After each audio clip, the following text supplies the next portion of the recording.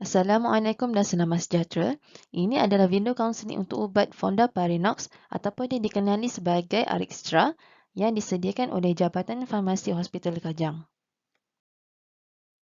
Kita akan mulakan dengan bagaimana Fondaparinux berfungsi.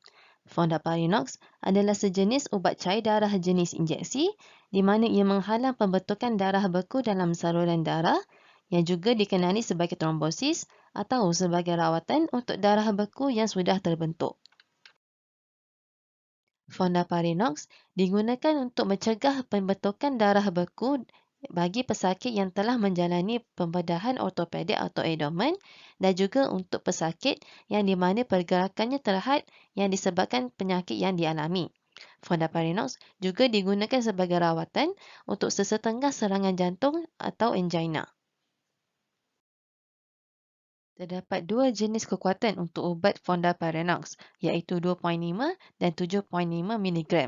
Dos dan kekerapan yang ditentukan oleh doktor bergantung pada indikasi. Anda disarankan untuk ambil ubat ini pada waktu sama setiap hari. Antara kesan sampingan yang mungkin anda akan alami setelah mengambil ubat Fondaparinux adalah gusi atau hidung berdarah, ruam atau gatal pada tempat suntikan, lebam, kencing atau najis berwarna gelap, had yang tidak normal dan juga gangguan tidur.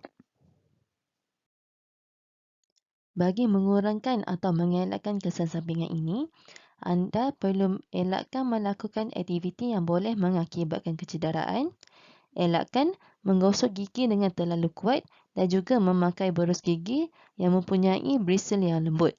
Anda juga disarankan untuk jangan menggosok atau urut pada tempat suntikan bagi mengelakkan lebam pada tempat suntikan tersebut. Sekiranya terdapat pendarahan yang berlaku lebih daripada 30 minit, segera mendapatkan rawatan. Jika anda terlupa dos, suntik ubat dengan serta-merta apabila anda menyiasatinya.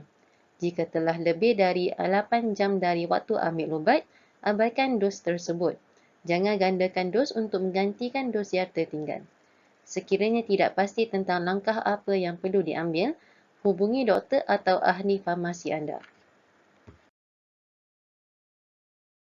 Seterusnya, saya akan terangkan cara untuk menggunakan ubat Fondaparinux.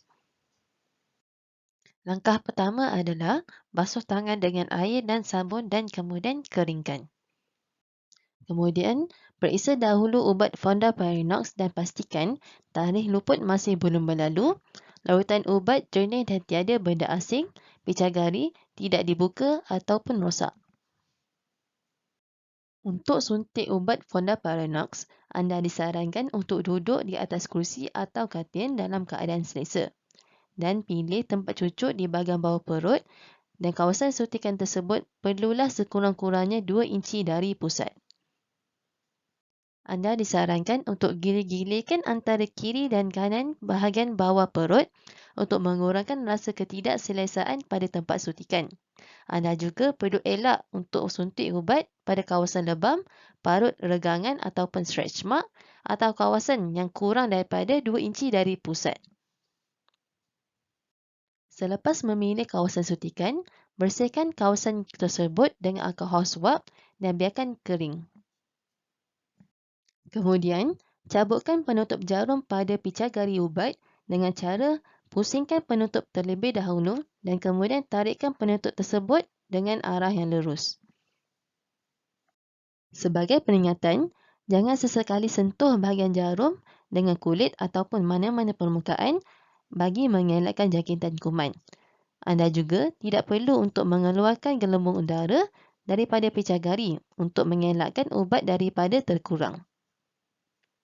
Seterusnya, picitkan kawasan suntikan dengan lembut untuk hasilkan lipatan dan kemudian masukkan keseluruhan jarum pada sudut tegak ke dalam lipatan kulit.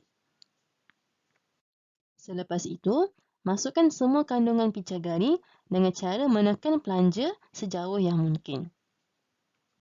Setelah selesai suntik kesemua ubat ke dalam kulit, lepaskan jari pada plunger dan jarum akan keluar daripada kulit secara automatik dan kembali ke dalam sarung keselamatan di mana ia akan terkunci selamanya.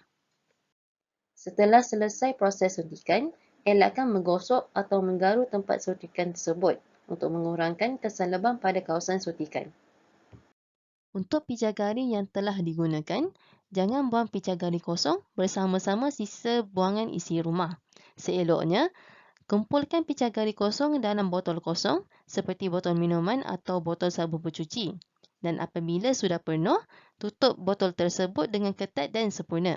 Kemudian, buangkan ke dalam tong sampah atau serahkan ke farmasi kesihatan kerajaan untuk berupusan.